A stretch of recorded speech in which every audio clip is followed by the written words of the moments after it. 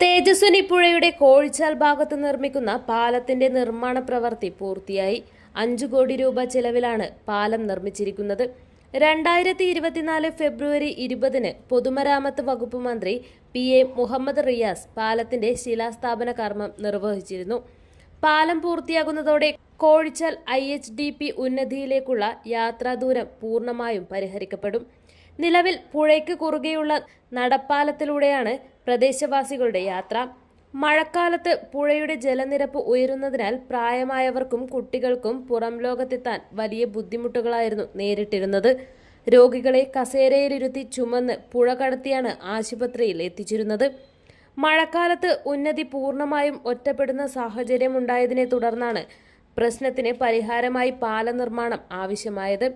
TI Madhusudan MLA ഇടപെടലിനെ തുടർന്ന് പാലം നിർമ്മാണത്തിന് ആവശ്യമായ നടപടികൾ വേഗത്തിലാക്കി. പാലം ഗതാഗതത്തിനായി തുറന്നതോടെ പ്രദേശവാസികൾക്ക് വർഷങ്ങളായി അനുഭവിച്ചിരുന്ന ബുദ്ധിമുട്ടുകൾക്ക് ശാശ്വത പരിഹാരമാകും. എൻ്റെ സ്വപ്നമല്ലായിരുന്നോ ഏറ്റവും പാലം വരിക എന്നുള്ളത്. നല്ല രീതിയിലുള്ള പാലമാണ്. എല്ലാ പണിയും നല്ലപോലെ നടക്കുന്നുണ്ട്. ഈ കോൺക്രീറ്റ് മാത്രമേ ചെയ്യേണ്ടുള്ളൂ. ഇനി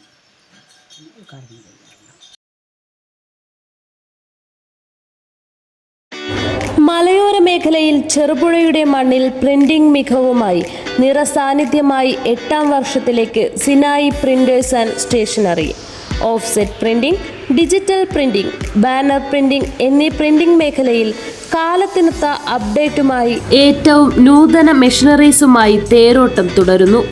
Sinai printers ID card, wedding card, mug printing, photo frame എന്നിവ നിങ്ങളുടെ കൈകളിലേക്ക് കാലതാമസം കൂടാതെ സിനായി പ്രിന്റേഴ്സ് ഒരുക്കുന്നു.